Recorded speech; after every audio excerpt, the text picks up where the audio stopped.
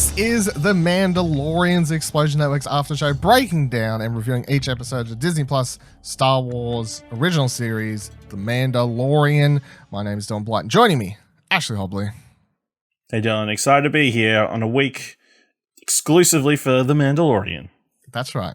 Nothing else Star Wars to talk about at all. No, that's actually a bad plug. I mean, if you're listening to this and for some reason you don't know, we have another podcast called All Around Explosion. The final episode just posted.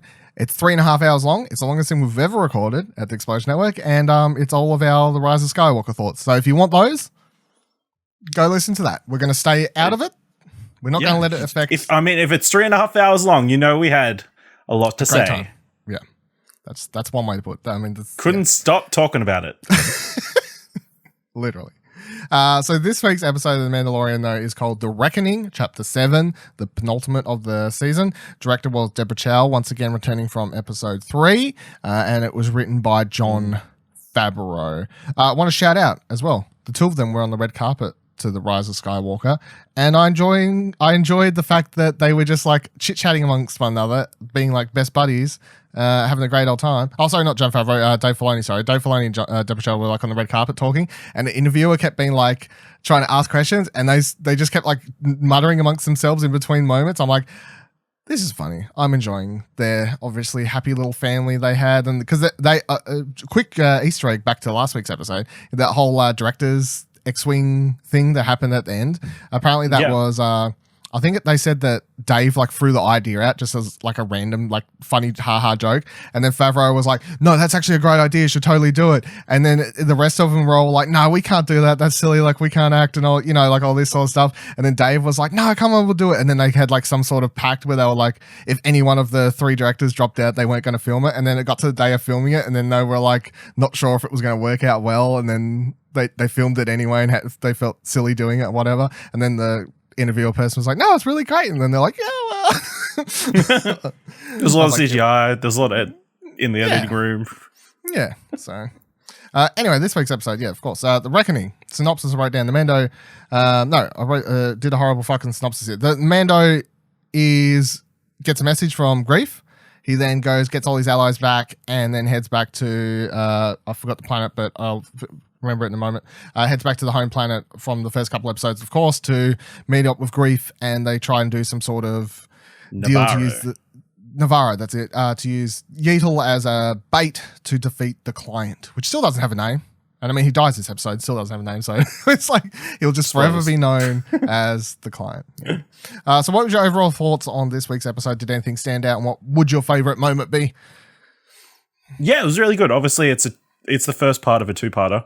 Mm-hmm. It ends on a cliffhanger. Very obviously, yeah. Very obvious. I don't know if people would have picked that up, but yeah, I mean, it was cool seeing all those characters come back. You got Gina Carano and Nick Nolte back in the folds, interacting with each other. They don't get along. It's good. And we get more stormtroopers and fighting, but then it ends on a bad note. Yeah, obviously. Cool dad. But then we got a cool moment when, in the first time of history on Star Wars live action, someone got healed by the Force. Crazy power. Probably not going to happen to ever again in the history of Star Wars. Yeah. Lucky I watched this 3 hours before I saw the movie, so that worked out well. I thought the episode was good, but like it's hard to judge the full thing because it very obviously feels like part 1 of a 2-part thing, like very heavily. It's like this is all set up and then next week's all going to be action, I guess, you know, like shit's going to go down, obviously. Also, I still can't believe that they felt like this whole season, argue about it being samurais or fucking westerns, I don't care. Either way, I'm going to call it a western. The samurai tropes really did come full circle when the plot then becomes like the western hero then travels back to towns he's been through to gather allies to defeat the, you know, like that is a trope. Yeah. A trope. That is a story that has been done and lots of times, and that is what ends up happening. And I'm perfectly fine with it, but I still was like, okay, we're doing that. Because I remember like even after the first episode, people like straight away were, or after the second episode probably, people were straight away like, I bet you this happens. And I was like, nah, but here we are. Like I didn't pick it, but it's what ended up happening. Yep. So let's dive into it.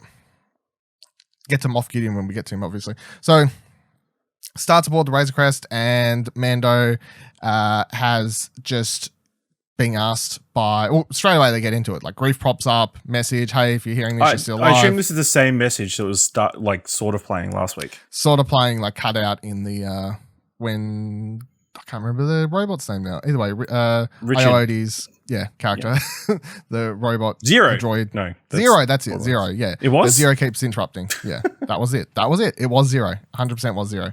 Now you've said it.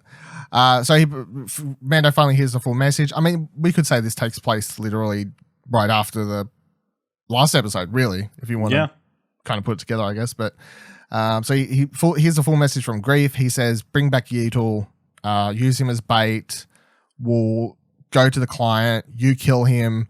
I want you to kill him basically because he's bringing a bunch more ex-Imperials to the Navarro, and he's taking away like work and disrupting everything. It basically, Grief sounds like he's saying he's disrupting me as the boss of this planet, and I don't like the way it's going. Is how he kind of pitches it, I guess. So he's like, the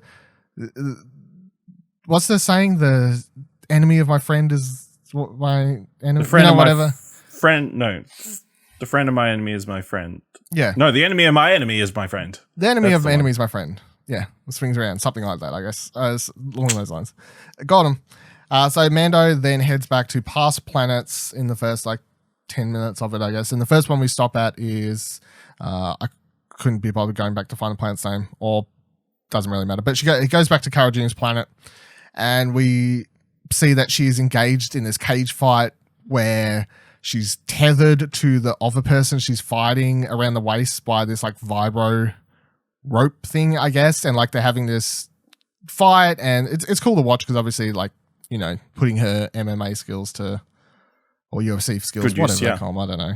It both are accurate. Thank you very much. My knowledge is infinite in that structure. They're having this fight, and then I thought it was cool, how at the end he has to tap out. He basically has to press the button on the belt to unstring himself, and that's how you defeat. Yeah, I thought that was a cool Star Wars twist on cage fights, I guess. Yeah. So I enjoyed that. Mando comes down. Yeatle's just walking around again. By the way, I get trodden on with all these people just having fights around here. That's perfectly fine. I'll do what I need to do. So Mando straight away gets to it. He's like, "Hey, got a job. I'll pay you. Want you to help protect Yeatle, come do all these sorts of things." She's not really down for it at first because she's like, well, I'm good here, and that sounds horrible. Why would I go there? She's like, no offense, but nah. And then she changes her mind within a hot second as soon as he says that the client is Empire. And she's like, all right, when are we leaving? So I think that says a lot about her hatred towards the Empire, obviously. Yeah. It's just, if that's how quick she'll switch. That or her devotion to ridding the Empire completely. I mean, she was so devoted to getting rid of the Empire. So devoted, she got the tattoo on her, under her and eye. she must have something on her arm because they constantly mentioned her arm. But yeah. I mean, the only reason she left the rebels is because they were not fighting the Empire anymore. No. Yeah, they cover that in the books and stuff. What happens, what Mon Mothma ends up doing, once the New Republic starts forming, and where a lot of people they cover this all in the Aftermath trilogy, basically, where it's a lot of people are saying stuff like, there's still remnants of them, we should go out and be ridding them, we should be pushing forward still, kind of after the Battle of Jakku. Yeah, they should have made sure every single Empire person was definitely dead. Yeah. But Mon Mothma is like, no, we need to start disarming our army and settling things down straight away and all this sort of stuff. So, but everyone was go into the unknown areas of space. No, there's nothing out there. It's fine. Literally, everyone else is like, it's been a week, lady. We should probably still keep the army together. Maybe wait a year even before we start doing this. Yeah. So, but she agrees, of course. Then they head over to the planet from the first two, the non-Tatooine planet. And did we ever find out a name for that, or am I just forgetting? I don't think we did. I don't think so. I don't recall mentioning it. Anyway, so they go there though because when they're on the ship with Cara, Yeatle Mando heads into the back to talk with her and discuss like plan and stuff, and then all of a sudden the ship starts going haywire crazy, and they run back into the cockpit to find that Yeetal's like, I can fly this fucking thing. Just swinging buttons up down, which I thought was silly because I'm like, if I was the Mandalorian, right, I've seen this baby, this child thing like grabbing stuff and whatever else, I wouldn't trust it not to just start pressing buttons in the cockpit of the room, you know. So I was like, dear God, come on, don't trust you to with that sort of stuff. So then she doesn't know any better. No, he doesn't. He's only 50 years old. Yeah. Only 50. So she's like, we should probably get someone to watch him. And he's like, that's a good idea. I know someone probably. So then they head down and they go meet up with Quill. Is it Quill? It's Kill. Is it Kill or Quill? Kill. Kill? Yeah. It's Kill. I've spoken. Kill. Yeah, good job. So they head down there and upon arrival, Quill disappointed in this episode. Doesn't say it once. What? He does. Does he? Yeah, he says it once. Clearly not memorable enough. I think I've got it in the notes here, in fact, when we get to it, but if not, I think I remember. So he arrives, he sits them down, they have a start to get into a bit of a chat and they have drinks and all this sort of thing. He discusses how he used to be on the Empire's side of the war because Kara asked if he was ever involved, but he says it wasn't by choice. Military. And then later we get it revealed that it was because he was sold as a slave, basically, into some sort of part of the war. What he was doing, who knows? I mean, he says it's his hand, so it's probably like making weapons. Engineer weapons. Yeah, engineer based on the other things he says. Yeah. So I guess that's what he was doing, which makes sense because a lot of times we've seen in like Rebels, Star Wars Rebels, we see his species Ugnaughts doing a lot of that sort of stuff under the Empire side. Yeah. So that fits the narrative for that species. Kind of like how the Empire was like kidnapping all the Wookiees, for like slave labor. Yep. Kind of thing. Racial discrimination in the Star Wars universe under the Empire's control was very real. Very real. Anything thing. not human. Yeah, apart from Thrawn. He was okay, apparently. The Empire gave him he was just like, had blue skin condition. Yeah, one blue. No, it's like being an albino. Well, no. Side note for the whole Thrawn thing. That's one thing I appreciate in the books and stuff. They do cover, like the new ones, not the old ones. I've read the old ones. So the new ones, they always cover how, even though the Emperor is like, cool, I'm down with Thrawn, he's like going to climb the ranks here. Whenever he's still walking around, they make sure to note the fact that lots of people are still just like, fucking blue alien. Like they play into that whole like racial side of the Empire sort of thing. Yeah, very xenophobic part of it. Human supremacists. I always enjoyed that. Well, I mean, I don't enjoy it, but I enjoy it. You enjoy the story element. Yeah, I enjoyed the story element. So then I thought an interesting part here when they're talking about Yeetal and how they're, of course, asking Kuel to come back and protect him and be part of this mission that they're doing, that he says that he doesn't think that the child Yeetal was created. And I thought it was interesting how they even bring that up within the show because, like how even I was saying in that second episode, I'm like, everyone on Reddit's like zoomed in on the doctor's symbol and it looks like a Camino cloning symbol and all this sort of stuff. And I found it interesting how they've brought that up straight away. And it could be a red herring, like a misdirect sort of thing, obviously. But then it's funny how he says, but she looks like she was born like out of a cloning chamber or something, like about Kara straight away, which I think, I don't know. At the moment, I'm treating this all as misdirect. Because I'm still like, What, because she looks great or because she's... I don't know what his reasoning was. Or because she actually is a clone. Maybe. So then IG-11 enters the room and I guess around the country, people, or around the world, people cheered because everyone wanted him back, I guess. Everyone's like pseudo taking IG-11 as their IG-88 sit in, I guess, for stuff. So he enters the room and Mando and Kara freak out for a moment, pointing their blasters at him before Kuel explains that he found... We get this whole flashback sequence, I guess. It goes for like too long, I would say, actually. Yeah, in my opinion. probably. It was a bit too long. But I guess the length of it is going to pay off like next week. Smacking a point in. Yeah. I think it's really trying to... okay. Yeah, I think it's really trying to explain it. And I guess, obviously, I think IG-11 is like overdoing it, so it's definitely not okay. No, yeah. He explains how he reprogrammed him, though. He basically found him, and now he learnt how to make drinks and serve Is that tea how and, droids work in this universe? I mean, I don't know. Like, it's interesting because the way Kuel explains it is he basically set him to 0 to a point where he kind of developed his own likes and dislikes, I guess, and like taught himself stuff. You know what I mean? Like he wasn't programmed to suddenly start making tea or whatever, was he? No. So what I'm guessing is he didn't like reboot him. He just completely like Wiped him. No, he did reboot. He like did a factory wipe and started from zero. Yeah, but he didn't put in programming of a like. He didn't put in any chef, programming. Chef. Yeah, exactly. So now they're saying that droids in Star Wars, I guess, if they're reset to zero. You can have programming. So I'm assuming other droids have programming. They don't have to teach every single droid how to walk or do it's a interesting, bucket, whatever, but the way he did it. Yeah, because I could compare it to another thing that happens in The Rise of Skywalker, but that's spoilers and I don't want to talk about it here, but I just thought it was like an interesting parallel to what's happening here, yeah. Anyway, for another time, possibly.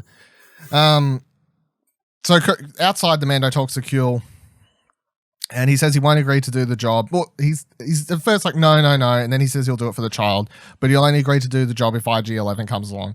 And the Mando, of course, freaks out, and he says that, no droids, blah, blah, blah, blah. And Kuel starts explaining that droids, as much as the Mando thinks they're all terrible, and Mando has a big distrust for IG-11 because he was programmed to do that. That's what he's always going to do. That's why he doesn't trust it.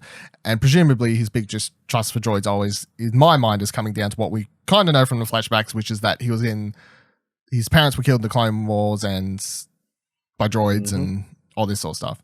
Then Kuel explains that droids will only do what they're kind of programmed to, and they aren't good or bad. They're simply what they are. They're droids, you know? So then Mando agrees, and Kuel then says that the Blurgs are coming as well. And as he walks away, he says, "I have spoken." And that's where you get the line. Yeah, you missed it. Come on, go back. It. I have to go back and watch the episode again. Yeah, I think I'm just gonna binge the whole season once it's all done because it's not very long, and I can watch it as one big fucking movie. So we have one good Star Wars movie this year. True. Yeah. Spoilers for our unexplained episode. So aboard the Razor Crest now, Mando and Cara arm wrestle, which very much looked like Cara was going to win, in my opinion, IMO.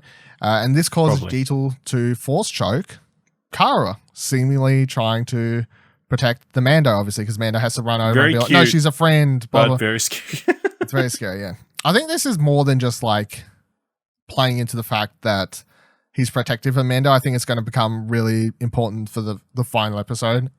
I think, like what Yeatle will do. I think this, like, which because like get into the dark side. Have you seen anybody not on the dark side choke somebody? No. But it's like he's a child. He doesn't know the difference between good or bad. Like they're very much like being like it's a baby, right? And it's seeing its pseudo Have you dad. seen all those movies with scared evil kids? Some people are just born evil. I mean, that would be an interesting twist for a Star Wars family orientated franchise show. So yeah, that'd be interesting. But baby Yoda, actually evil. Actually, the Omen. His real name is Damien. Imagine. That would be so cool. No, it wouldn't. That'd be horrible. This adorable face comes down, murders everybody. There's only so much bad Star Wars I can take on you. Sorry. Stop. No, okay. Good. Clone versions of Baby Yoda. Oh my god. Yeah, as long as the good Baby Yoda kills them all. Yeah. So Cara then gets angry and accuses spits it with Kuel, spits it with everyone really, and all this sort of stuff, and that's where he explains about being sold off and all these sorts of things. And then they all calm down, and Mando asks Kuel to build Yeatl's egg more protection, I guess, or something. It was like just get to work, do something. It was more so it was more comfortable for him. Oh, he specifically said to make it more comfortable for him. I need to go read it back. Cara and Mando then discuss the job as they approach Navarro, and they come in and land, and we see Greef waiting for them. Mando's crew pile out on top of the Blurgs, with Greef saying it appears introductions are in order. And then he then asks to see Yeatle, so Mando sends the egg over towards him. Greef then puts his hands over Yeatle, picks him up out of the egg and holds him for a couple seconds and is doing a bit of, like if this is all this trouble over this little child or whatever. And they keep showing that Mando, of course, while all this is happening, has his hand very close to his blaster in case Greef did anything bad at all. Still trying to be very protective of Yeatle, obviously. So then they, the two crews of Mando's and Greef's crew, 3 each. Well, Greef has 2 people or 3 people, I can't remember. 2 or 3 people with him, and Mando has 2 people. IG-11 stays back in the ship, which I think is going to be important for going into next week's episode, presumably. So he's there protecting it. They stop at nighttime on their way back to the city because I guess they parked really far out, so the Empire didn't see them coming in at this stage. Ex-Empire, whatever they are, I don't really know. So they stop and they make camp. They're eating some food, some local wildlife. I thought it was funny how Greef looks at the child and is like, "Oh, he's a carnivore because he's eating the meat." I'm like, I mean, at least he's eating like cooked meat this time, not just a lizard straight whole down the gob. It's a little bit more civilized version of the child eating in this episode, not as barbaric. So that's good to see. Some creatures fly over from above and attack the camp. They take away a blurg, so they're quite strong. They kill another one, I think. So I think only one's left alive at this end of this whole thing. Yep. Everyone's firing off into distance and stuff. I enjoyed this action scene because I just thought it looked really visually cool to have a nighttime scene like this with creatures flying in from the dark and just all the red blaster shots ringing off, plus the variation of different sound effects between the guns. Kara's got this automatic thing that sounds quite different to everyone else's blasters and stuff. It seemed like a cool, it's once again, kind of Western-y trope of, our heroes are attacked by bandits or creatures or wolves in the middle of the night, and they've got to fight them off around the campfire and this sort of thing. So I enjoyed it though. So they managed to shoot down the creatures and scare the rest of them off. It turns out that Greef got good in the arm by one of the creatures. Giant freaking scrape up the side of his arm, and poison is starting to spread through his arm at this stage, and everyone's trying to figure out what to do about it. Yeatle approaches him, and straight away I knew where this is going because obviously when we talked about the second episode, I was like, that's going to come back because that was very obviously teasing what his powers are going to be. He comes over and he puts his arm on Greef, who funnily enough says, "He's trying to eat me." I was like, God, look at the size of this thing, and ain't going to eat you. Calm down in your moment of terror. How did you come to that conclusion when all he's seen is him eat little bits? Yeah, he's it's a carnivore. I understand if he's saw him eat the frog. He's yeah, fuck, that thing's going to eat me. Just force hovers the entire pot roast off the fire and takes it whole. Then yeah, sure. But at this stage where he's trying to eat me, he's calm down. Look at the size of this thing. It's a centimeter high. Yeatle then, of course, puts his hand on Greef and manages to use the force to heal his wounds over, and then he, exhausted, kind of falls back a little bit. So Mando should have just let him help him out in the second episode because it would have helped him then. Also, of course, I'm not getting into Rise of Skywalker stuff that we're hinting at and whatever else and potential other Star Wars things, but I have loved the discourse. If you're smart, you can put the clues together. Yeah, you can put it all together. Well, I just don't want to spend ages on it. But I just want to say that it's definitely important to note that this happens. No one gives 2 shits. This random baby suddenly knows how to not only levitate giant objects in the air, but use the force to heal people. And it's a baby. And everyone's like, that's fine. Rey can use the force at all. They all kind of almost say it's a Jedi or the Force, but nobody ever does. I don't think they know, to be honest. I feel like Hugh's the only one. Somebody who says, knows. "I know what this is," or something like that. Yeah, I think Hugh's I've heard rumors of this, much like he's heard rumors of Mandalorians, of course, before he meets one.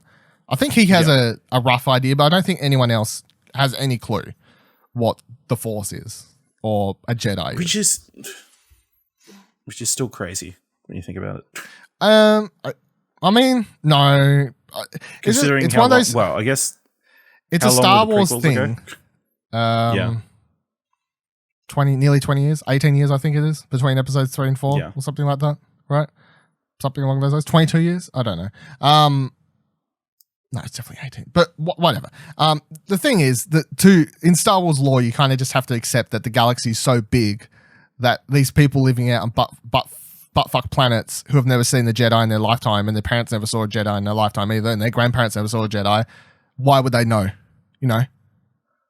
Like, it's not only that they've disappeared from the galaxy, it's that there was like 1,000 Jedi when the prequels were on, and there's going to be so many planets that never saw one in their entire lifetimes, you know? So that's the important thing to remember whenever this stuff happens. Either way, he heals him up. Greef gets healed up. And then they cut to morning, and Greef is approaching this cliff, getting close to the city, and he starts talking about, oh, we'll go down here, do this plan, blah, blah, blah, blah. He quickly turns around, spins around, and looks like he's going to shoot Mando and Cara, but he actually shoots his two goons who were behind them, who were approaching with their hands on their blasters, ready to kill Mando. Shock and horror. Who saw this coming? He then explains that the plan was originally to kill Mando and take the child, but after what Yeatle did, he's had a change of heart. Good old Greef Karga, having a change of heart and becoming a better person. Good on you, you know? It's like, I can't say that, no, that's too big of a spoiler, but there's a joke there. There's a very good joke there about, you know, being healed, changing the way you feel about something. So they then form a new plan. So Greef is going to bring Cara in, pretending that she's a bounty hunter who's caught Mando. So the three of them are going to go in that way. Kuehl is going to take Yeatle back to the ship and lock him up tight. And they're going to bring the egg as a, like, Yeatle's in there, but he's asleep. That's all, you know, cool. And then along the way, when they get in, Mando's supposed to take the first chance he can to kill the client. And Greef keeps being like, oh, there's only a couple guards. There's only like, you know, 4, 6. Definitely only 4. Definitely only 4 guards in the entire time. We soon find out that's not true, though, because as soon as they approach the arch to the city, they're checked over by these scout troopers who are sitting up against their bikes, and straight away we can tell that the city looks completely different to last time I was here, where there was just people everywhere, which apparently are all bounty hunters, and now there's just stormtroopers everywhere of different variations and types, just chilling. The entire city has just been... Tell you what, if the Empire was over, the first thing I would put in implement if I was a stormtrooper, no more helmets. That doesn't seem very... I know, cool. But it's weird because you'd think that, but it's like they all have some sort of like attachment to it. Unless they're all clones and they're all like, this is who I am. No, they done in the Poe Dameron comic, one of his main villains for a period of that was an ex-Imperial, and he didn't wear any armor or anything, but he used to be a stormtrooper. But it actually gets to a stage. I'm spoiling some of the Poe Dameron comic, by the way, if you want to skip ahead like 10 seconds, someone. But it gets to a stage in that comic where that villain manages to find his old TIE fighter or something like that, and he manages to get his armor back. And then from that stage on, he's really happy, and he starts wearing it all again because it's kind of like his uniform, and he likes wearing it as to him, it's like wearing it is showing his support towards his pride, the true emperor and like the true empire. And he's very much like the First Order is a means to an end, but he wants to bring the empire back, and that's what should be reigning, not this First Order bullshit. So yeah, that makes sense. Yeah, that's the theme of Jojo Rabbit in theaters. They do some interesting, really cool stories of characters and spin-off Star Wars material, and yeah, they're really good, and you should read them. Yeah, they definitely relate to everything in the movies. They're really good stories either way. So they approach, and they the guards check them over. They ask for a code of some sort. I couldn't figure out what he actually said. Was the confusing part. They get asked for a chain code or something, I think, which I was like, okay, I guess it's like a security measure to get in or something. They then offer 20 credits to Greef for the Mando's helmet, and then he's like, no, I'm gonna hang that up in my house or whatever. And Mando's like, get the fuck out of here. They don't even joke about that shit.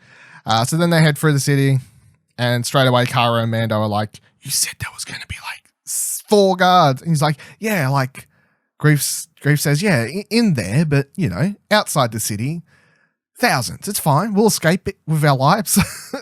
It'll be perfectly okay. So then they head inside to where the client is. And in between this, we see it's cutting back to the Kuehl, who's racing as fast as he can atop the one remaining blurg with Yeatle in his arms towards the ship. Mando and everyone enters the room with the client. They then sit down and they have a conversation where they get some of the best dialogue. There's one part I should have wrote it down. There's the one part that stands out from the episode, but he's like to Grief where he says, "Can I offer you a constituary for the end of our story," or something like that. It was like some really upper class sounding, like made the client sound like he's of posher, like where he used to live, I guess. You know what I mean? Like just the way he speaks makes him sound like he's of a higher class, and he's hiding out on this bat fuck planet and whatever else. But then he also sits down and he says to our Mandalore, he says, Mandalorian, sorry. He says, "Why did Mandalore resist our expansion? The Empire improves everything it touches." And then you get the line that was seen from the trailer, and it's like, if you look outside, is the world more peaceful since the revolution? All this stuff. Werner Herzog, once again, all his delivery in this scene is glorious. Pretty I think he just delivers line with such a oomph and like gravity to it, and that's why he works so well as this character, I guess. Rest in peace in the moment, of course. So then he asks to see Yeatle. Grief or whoever says that, "Oh, he's sleeping, we can't see him yet," and then he's like, "No, I need to see him," and they're kind of like getting a bit antsy, but luckily for them, right as they're thinking about, I guess, quickly get into a bit of a fight here, the phone rings, I guess. Like the phone rings in the background, and the client goes over to take a call. You hear him say, "Yes, Moff Gideon, sorry." And we see the little hologram of Giancarlo Esposito there, of course, who asks, "Have we got the child yet?" And the client says, "Yes, he's just sleeping yet. I was about to check on him," or something along those lines. And then Moff Gideon says, "You might want to double check again." And then we hear shots ring out from outside, and the entire front or behind the bar, I guess is where it is, because they're having this conversation over a bar area of the room. And that entire part just gets shot to shit. And it's caused by these 8 or so death troopers that are standing outside who prove that they are the troopers who actually hit the shots they take, and they not only kill the client, but all the stormtroopers that are inside the room as well, and shoot the place to absolute crap. And Mando and everyone, of course, runs to cover. And straight away, Mando starts calling Kuehl and asking him to hurry back to the ship because they've been stuck down. It turns out that the scout troopers pick up this coldo, so they head off to find him straight away. And you're like, "Oh no, what's going to happen here?" And then as they're all looking out, stuff turns to shit from like bad to terrible pretty fast as a transport thing rolls up, and then like a battalion of stormtroopers starts lining up outside behind the death troopers as well. I would say like 30-ish, 30, 40-ish, probably freaking stormtroopers there. Like a ridiculous amount, really.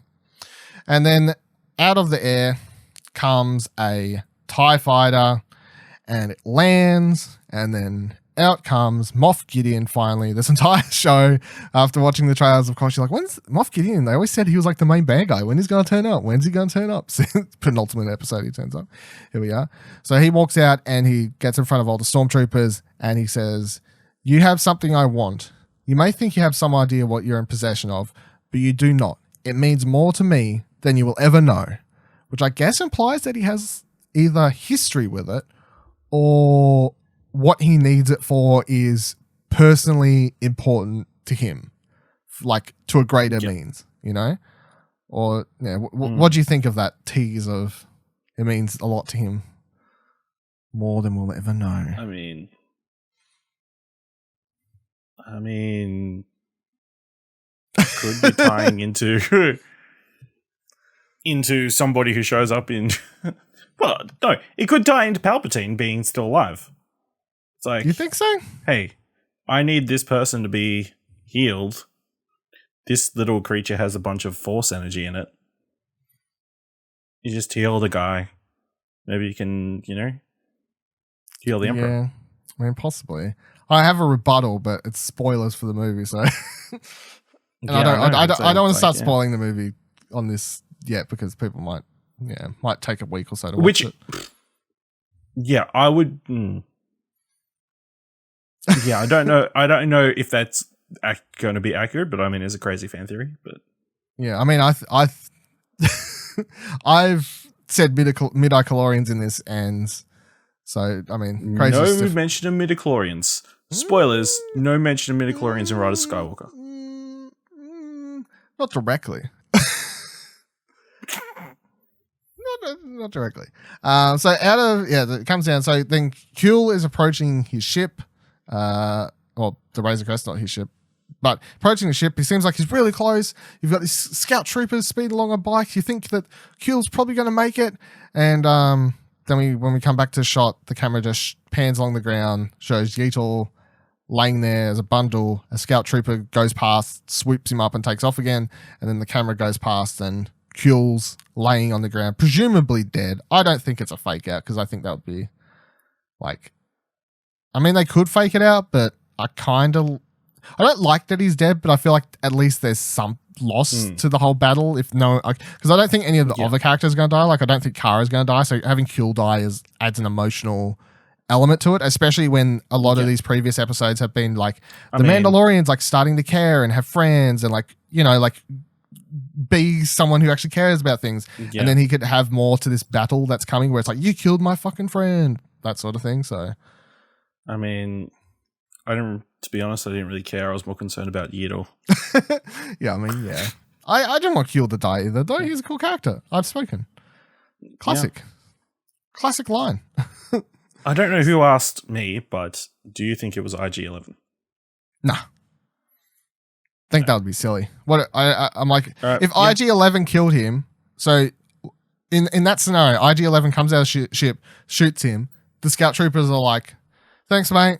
Take off? No. Like, it was trying to kill Baby Yoda. It was trying to kill Yeetle. Missed. Because that's its nature. No, because I think that would be a shitty way to take it. Like, you are what you always are, what you're programmed to be. That'd be boring. Yeah. I don't want that. But I mean, that's the episode. And the reason I'm like, think it's good, but not super eventful, I guess, is because it's a lot of just moving chess pieces into place for the season finale, you know. But what do you think is going to happen on the season finale then? Where do you think we're going with this battle? I can straight away tell you one thing: we're going to see Moff Gideon get in his TIE fighter, and the Mando's going to fucking get a jetpack somehow and land on top of it because that shit's in the trailer. Yeah, they're going to get Yeetle and they're going to get it back.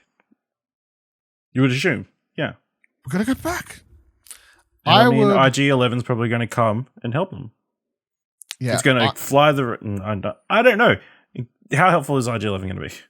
I think in my mind, he would get in the ship, fly it back to them, and then, you know, things will happen. But that seems unlikely given that they said he hasn't been programmed for that, to fly a ship. But he's proven to be learning and adapting to scenarios and things, I guess. Yeah.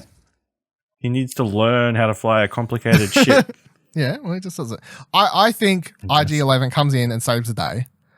And I think that's important. I think that works for a lot of reasons. Obviously, it would be cool to see him fly in, or even if he doesn't fly in, just walk in and just start like just destroying troopers, right?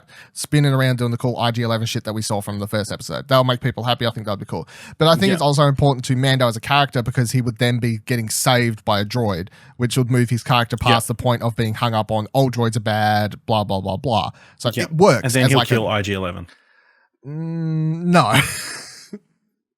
No. So then I would presume that they get saved. Gideon jumps into his ship and begins to get taken off or whatever. I would presume the other Mandalorians show up at some stage here fast because if the Mando has a jetpack, which he doesn't, like he has that in the trailer in that shot, he doesn't currently have a jetpack. So one of the other Mandalorians has to give him a jetpack. Maybe he breaks into the deserted sanctuary and finds one. Happen to be one jetpack left. I mean, I'd believe it. I'd be okay. Like they left one jetpack, whatever. So yeah, maybe. I mean, that's where they could go. They could be being hunted in that town. I'm presuming they left straight after episode 3 because they said they had to relocate. No. They go to the sanctuary as like a hiding place because all the stormtroopers are trying to get them. Oh yeah, that could make sense. Yeah, that could work. So IG-11 buys them enough time to escape, get away, and to get away for a moment. Yeah, and then they head to the sanctuary, hideout. Mando does some upgrades potentially. With the upgrade, maybe something else. They all regroup, formulate a plan. Then he chases after Moff Gideon, whatever else. I presume that a lot of the episode's going to be action set piece. Especially if he's going to be flying around the air chasing after Gideon and these sorts of things.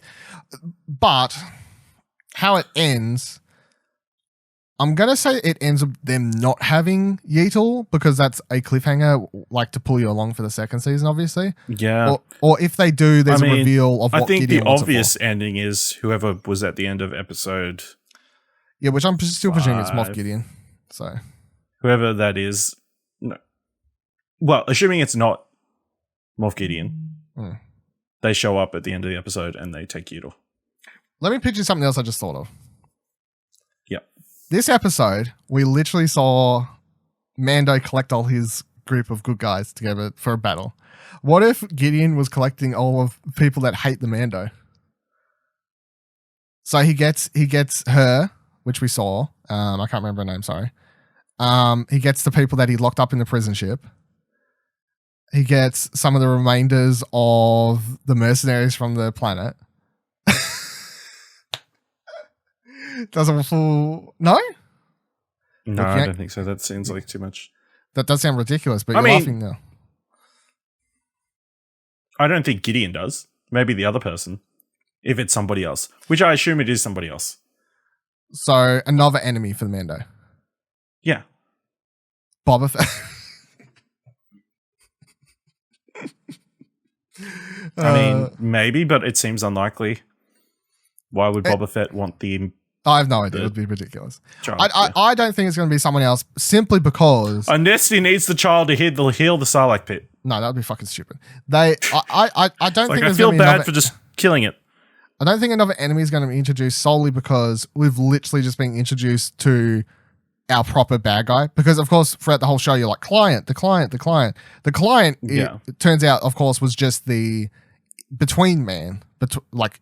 He was doing the job, but Moff Gideon was always the one pulling the strings of this whole thing. So Moff Gideon's the bad guy of the show. We've only just met him.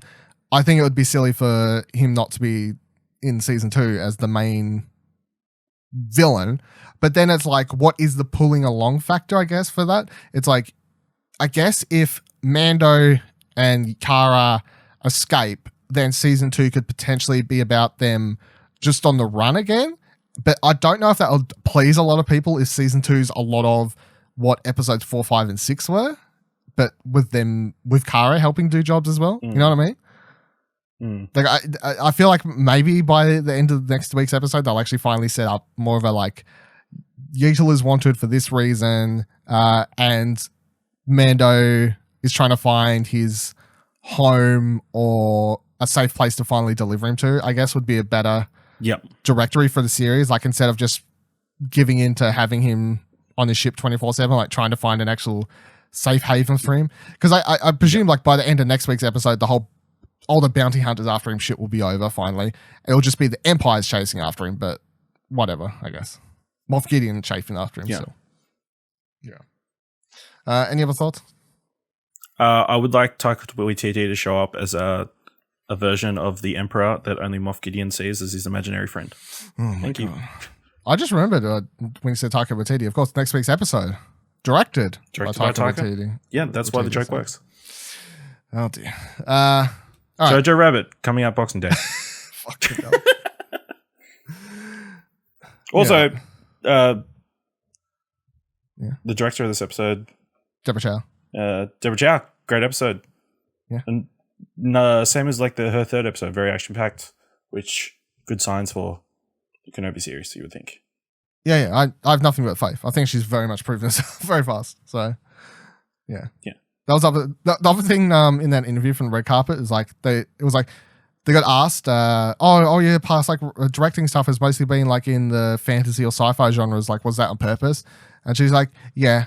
Like, she's like, I like this stuff, and I was hoping one day to get to a big series like Star Wars or something. So, pays off, I guess. All right. Thank you for joining us on the Mandalorians. Of course, you can find the show over at explosionnetwork.com, youtube.com/Explosion Network for the video version, and all good podcasting services, including Apple Podcasts or Spotify or whatever the hell you want to listen on. You can also find our Star Wars podcast, of course, Order and Explosion. Last episode's up now, 3.5 hour episode discussing spoilers. Extravaganza all about the rise of Skywalker. Go listen to that if you want to hear our thoughts in full. We've kind of been hinting at how we feel, but go listen to it anyway. I think we're fair. I don't think we're mean. I think it's fun. I think it's very fun. There's some good jokes. Yeah, great jokes. You can follow me. You can follow Explosion Network on Twitter at ExplosionPod. Follow me on Twitter at VivaLadil, VivaLadil. Follow Ash on Twitter at Ashley Hobley, ASHLEYHOBLEY. And until next week, the finale, we have spoken.